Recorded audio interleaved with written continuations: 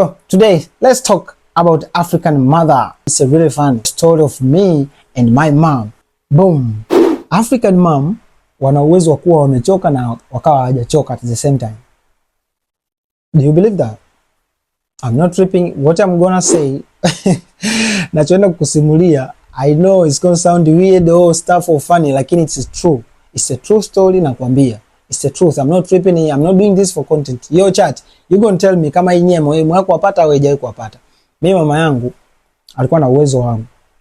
Kurudi kutoka kazini amechoka, like ananiita, my son come here. I'm so tired today. Leo nimechoka sana mwanangu. Naomba ushike hela, kaninunulie unga pale dukani. Na ukimwangalia she look exhausted like, oh mom, pole na kazi, right? Unamwacha mama wapi? Nyumbani, unaenda dukani. Nikitoka nyumbani kwenda dukani direct, hakuna kinachotokea. Naenda narudi fresh. Lakini muda nitakaojifanya kwamba badala ya kwenda dukani direct, nipige kona at least niende kwenye chandimu, for wote ambao hamjui chandimu, mpira. Yaani kwenda kwenye mpira wa wenzangu, kwenda kuangalia tu bana wanacheza, sasa ni jioni.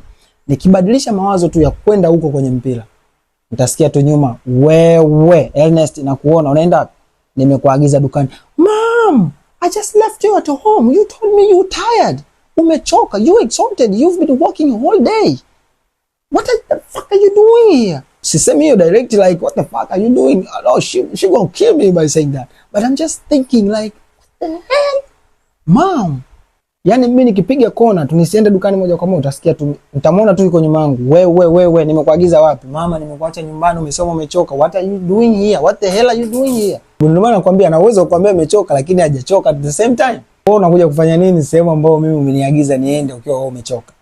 That's my mother.